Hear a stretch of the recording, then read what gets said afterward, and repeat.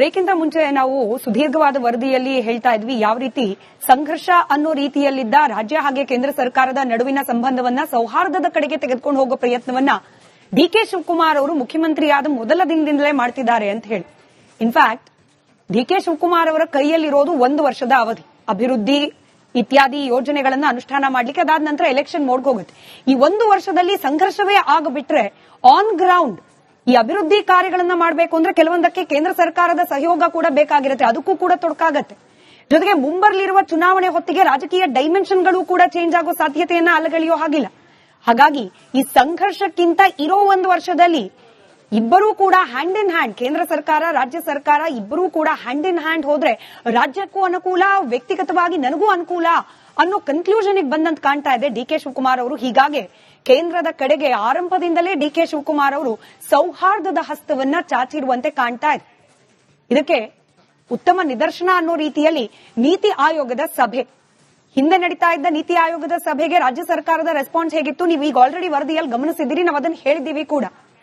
ಮುಖ್ಯಮಂತ್ರಿಗಳ ರೆಪ್ರೆಸೆಂಟೇಟಿವ್ ಅನ್ನೋ ರೀತಿಯಲ್ಲಿ ಮಿನಿಸ್ಟರ್ಗಳು ಹೋಗ್ತಾ ಇದ್ರು, ಮುಖ್ಯಮಂತ್ರಿಗಳು ಗೈರಾಗ್ತಾ ಇದ್ರು. ಇದೀಗ ನೀತಿ ಆಯೋಗದ ಸಭೆಗೆ ಖುದ್ದು ಹಾಜರಾಗುವ ಮೂಲಕ ಧನಾತ್ಮಕವಾದ ಒಂದು ಪಾಸಿಟಿವ್ ಸಂದೇಶವನ್ನ ರವಾನೆ ಮಾಡುವ ಪ್ರಯತ್ನವನ್ನ ಡಿಕೆ ಶಿವಕುಮಾರ್ ಅವರು ಮಾಡ್ತಾ ಇದ್ದಾರೆ.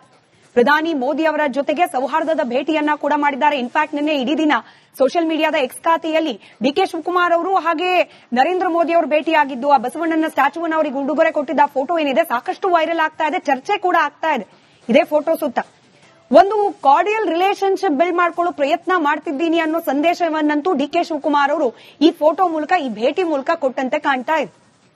ಕೇವಲ ನರೇಂದ್ರ ಮೋದಿ ಅವರ ಜೊತೆ ಮಾತ್ರವಲ್ಲ, ಕೇಂದ್ರ ವಿತ್ತ ಸಚಿವೆ ಹಣಕಾಸು ಮಂತ್ರಿ ನಿರ್ಮಲಾ ಸೀತಾರಾಮನ್ ಅವರ ಮುಂದೆ ಕೂಡ ರಾಜ್ಯದ ಬೇಡಿಕೆಗಳ ಪಟ್ಟಿಯನ್ನೇ ಇಟ್ಬಿಟ್ಟಿದ್ದಾರೆ ಡಿಕೆ ಶಿವಕುಮಾರ್ ಅವರು. ಒಕ್ಕೂಟ ವ್ಯವಸ್ಥೆಯ ಸಕಾರಾತ್ಮಕ ಸಂದೇಶದಂತಿದೆ ಡಿಕೆ ಶಿವಕುಮಾರ್ ಅವರ ಈ ನಡೆ. ಅದು ಬೇಕಾಗಿದೆ ಕೂಡ ಕೇಂದ್ರದ ಜೊತೆ.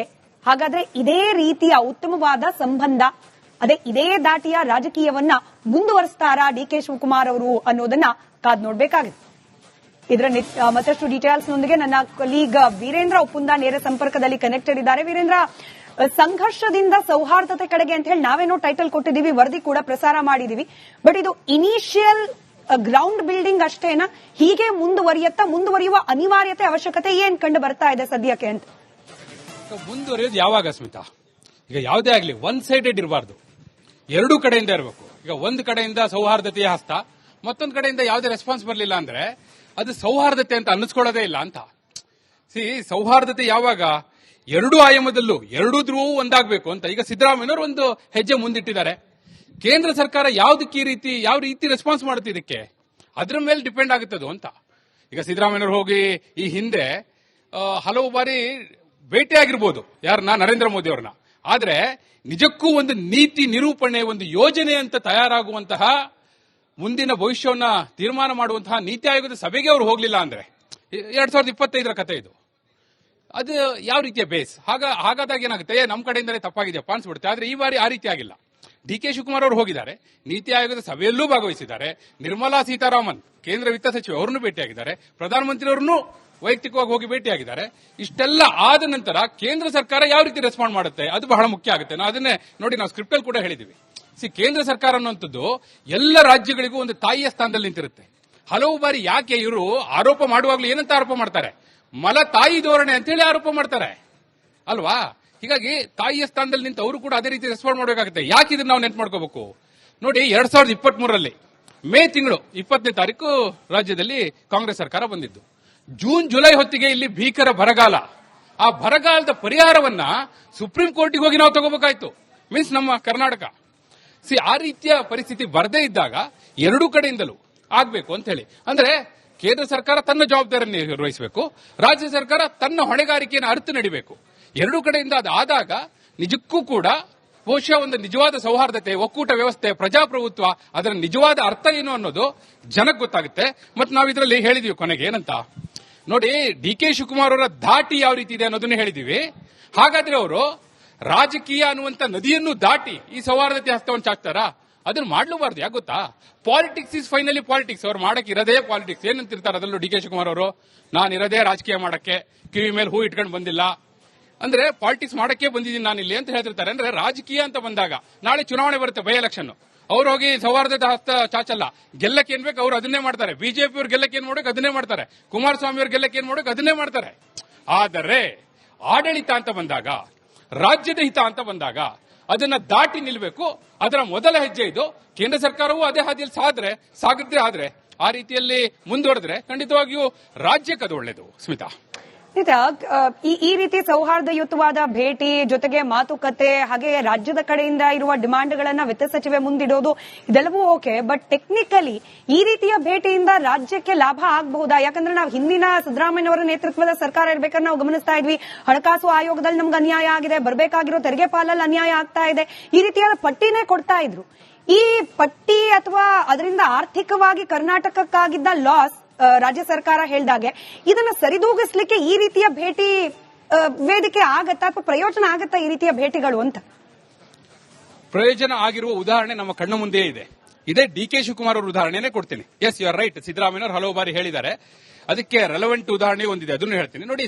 ಈಗ ಡಿಕೆ ಶಿವಕುಮಾರ್ ಅವರು ಹಿಂದೆ ಕೇಂದ್ರ ಜಲಶಕ್ತಿ ಸಚಿವರ ಜೊತೆ ಹಲವು ಬಾರಿ ಸಭೆಗಳನ್ನ ಮಾಡಿದ್ರು, ಸಿಆರ್ ಪಾಟೀಲ್ರ ಜೊತೆ. ಆ ಸಭೆಗಳ ಒಂದು ಪ್ರತಿಫಲ ಅನ್ನುವ ಹಾಗೆ ಮೇಕೆದಾಟು ಡಿಪಿಎಆರ್ ವಿಸ್ತೃತ ಯೋಜನಾ ವರದಿಗೆ, ಅದನ್ನ ಪರಿಷ್ಕೃತ ವಿಸ್ತೃತ ಯೋಜನೆಯನ್ನ ತರುವ ಸಂದರ್ಭದಲ್ಲೂ ಕೂಡ ಆ ವರದಿಗೆ ಒಪ್ಪಿಗೆ ಪಡೆಯೋದ್ರಲ್ಲಿ ಅವರು ಸಕ್ಸೀಡ್ ಆದ್ರಲ್ಲ. ಆಗ್ಲೂ ಅದು ಬಿಜೆಪಿ ಸರ್ಕಾರವೇ, ಎನ್ಡಿಎ ಸರ್ಕಾರವೇ. ಸಿಆರ್ ಪಾಟೀಲ್ರು ಎನ್ಡಿಎ ಸರ್ಕಾರದ ಜಲಶಕ್ತಿ ಸಚಿವರೇ ಹೌದು. ಆದ್ರೂ ಡಿಕೆ ಶಿವಕುಮಾರ್ ಅವರು ಅದರಲ್ಲಿ ಯಶಸ್ಸು ಕಂಡದ್ದು ಕಣ್ಣು ಮುಂದೆ ಇದೆಯಲ್ಲ. ನೀವು ಹೇಳಿದ್ರಿ ಈಗ ಸಿದ್ದರಾಮಯ್ಯನವರು ಇಲ್ಲ ನಮಗೆ ಅನ್ಯಾಯ ಆಗಿದೆ ಅಂತ ಹೇಳ್ತಾ ಇದ್ರು, ಹಣಕಾಸು ಆಯೋಗದಿಂದ ಅನ್ಯಾಯ ಆಗಿದೆ ಅಂತ ಹೇಳ್ತಾ ಇದ್ರು ಅಂತ ಹೇಳಿ. ಒಂದು ಗೆಸ್ಚರ್ ಬಹಳ ಇಂಪಾರ್ಟೆಂಟ್. ಇವತ್ತು ಡಿಕೆ ಶಿವಕುಮಾರ್ ಅವರು ಕೊಟ್ಟಿರುವಂತಹ ಗೆಸ್ಚರ್ ಯಾವ ರೀತಿ ಇದೆ ಅಂತ ನೋಡಿ.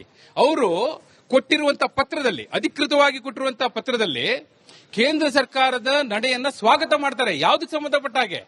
ಇದೇ ಹಣಕಾಸು ಆಯೋಗದ ವಿಚಾರವಾಗಿಯೇ ರಾಜ್ಯ ಸರ್ಕಾರವನ್ನ, ಅಂದ್ರೆ ಈಗ ಯಾವಾಗ್ಲೂ ಕೂಡ ನೀವು ಏನ್ ಮೆಸೇಜ್ ಕೊಡ್ತೀರಿ ಈ ಕಡೆಯಿಂದ ಅನ್ನೋದು ಬಹಳ ಮುಖ್ಯ ಆಗುತ್ತಲ್ಲ. ಆ ಮೆಸೇಜ್ ಅವ್ರು ಪಾಸ್ ಮಾಡಿಬಿಟ್ಟಿದ್ದಾರೆ ಆ ಪತ್ರದಲ್ಲಿ ಅಂತ ಹೇಳಿ.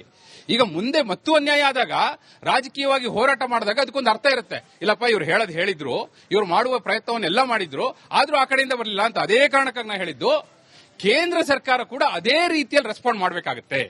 ಹಾಗೆ ಸ್ಪಂದಿಸಿದಾಗ ಮಾತ್ರ ಇದಕ್ಕೊಂದು ಅರ್ಥ ಉಳಿಯುತ್ತೆ. ಇಲ್ಲ ಅಂದ್ರೆ ಇವರ ಎಲ್ಲ ಪ್ರಯತ್ನ ಇದೆಲ್ಲ ಇವತ್ತು ಮಾಡಿರೋದು ಅದು ನೀರಲ್ಲಿ ಹೋಮ ಮಾಡ್ದಂಗಾಗುತ್ತೆ ಅಂತ ಹೇಳಿ.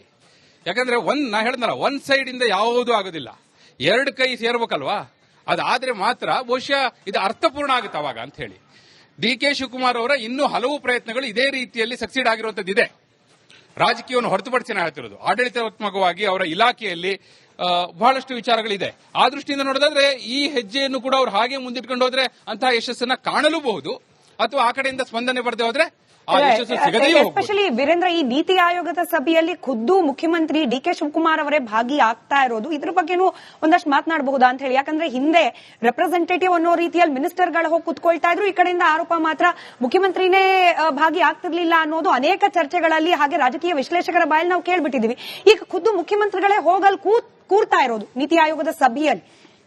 ಸ್ಮಿತಾ, ನೀತಿ ಆಯೋಗದ ಸಭೆಗೆ ಮುಖ್ಯಮಂತ್ರಿಗಳೇ ಹೋಗಬೇಕು, ಅವ್ರನ್ನ ಬಿಟ್ಟು ಬೇರೆ ಅವ್ರ ರೆಪ್ರೆಸೆಂಟೇಟಿವ್ ಹೋಗ್ಲಿಕ್ಕೆ ಆಗೋದಿಲ್ಲ. ಆದ್ರೆ ನೀವು ಹೇಳೋದಕ್ಕೆ ಯಾವುದಕ್ಕೆ ಬಹಳ ಅರ್ಥಪೂರ್ಣ ಆಗುತ್ತಂದ್ರೆ, ಜಿಎಸ್ಟಿ ಕೌನ್ಸಿಲ್ ಸಭೆ ಇದೆಯಲ್ಲ, ಆ ಜಿಎಸ್ಟಿ ಕೌನ್ಸಿಲ್ ಸಭೆಗೆ ಈಗ ಸಿದ್ದರಾಮಯ್ಯನವರು ಹೋಗಬೇಕಾಗಿತ್ತು. ಆಕ್ಚುಲಿ ಅಂದ್ರೆ ಫೈನಾನ್ಸ್ ಮಿನಿಸ್ಟರ್ ಯಾರಿರ್ತಾರೆ ಅವ್ರು ಹೋಗಬೇಕು. ಸಿದ್ದರಾಮಯ್ಯನವ್ರ ಬಳಿಯೇ ಆಗ ಫೈನಾನ್ಸ್ ಪೋರ್ಟ್ಫೋಲಿಯೋ ಇದ್ದಿತ್ತು. ಹೀಗಾಗಿ ಮುಖ್ಯಮಂತ್ರಿಗಳೇ ಹಣಕಾಸು ಸಚಿವರು ಆಗಿರೋದ್ರಿಂದ ಅವ್ರು ಹೋಗಬೇಕಿತ್ತು. ಬಟ್ ಅವ್ರು ಹೋಗ್ತಾ ಇರಲಿಲ್ಲ ಜಿಎಸ್ಟಿ ಕೌನ್ಸಿಲ್ ಸಭೆಗೆ. ಅವರ ಬದಲು ಕೃಷ್ಣ ಬೈರೇಗೌಡರನ್ನು ಕಳಿಸ್ತಾ ಇದ್ರು ಅವರು. ಏನಾಗ್ತಾ ಇತ್ತು, ಅಲ್ಲಿ ಈಗ ಪ್ರಧಾನಮಂತ್ರಿಗಳ ಮುಂದೆ, ಕೇಂದ್ರ ಸರ್ಕಾರದ ಮುಂದೆ ಕೃಷ್ಣ ಬೈರೇಗೌಡರ ರಾಜ್ಯ ಸರ್ಕಾರದ ರೆಪ್ರೆಸೆಂಟೇಟಿವ್ ಅನ್ನೋ ರೀತಿಯಲ್ಲಿ ಅಲ್ಲಿ ಕನ್ವೆ ಆಗ್ತಾ ಇತ್ತು. ಆದ್ರೆ ಈಗ ಡಿಕೆ ಶಿವಕುಮಾರ್ ಅವರು ಏನ್ ಮಾಡಿದ್ದಾರೆ, ಮೊದಲ ಹೆಜ್ಜೆ ನೀತಿ ಆಯೋಗದ ಸಭೆಗೆ ಅವರೇ ಹೋಗಬೇಕಿತ್ತು, ಅವ್ರು ಹೋಗಿದ್ದಾರೆ. ಆದ್ರೆ ಸಿದ್ದರಾಮಯ್ಯವ್ರನ್ನ ಆಗ್ಲೇ ಹೇಳಿದೆ ನಿಮಗೆ, ಸಿದ್ದರಾಮಯ್ಯವ್ರು ಹೋಗಬೇಕಿತ್ತು, ಅವ್ರು ಹೋಗ್ಲಿಲ್ಲ. ಬೇರೆ ಯಾರನ್ನು ಕಳಿಸಲಿಕ್ಕೆ ಆಗೋದಿಲ್ಲ, ಅವರೇ ಹೋಗಬೇಕಿತ್ತು, ಮುಖ್ಯಮಂತ್ರಿಗಳು ಹೋಗ್ಲಿಲ್ಲ ಅನ್ನುವಂಥದ್ದು.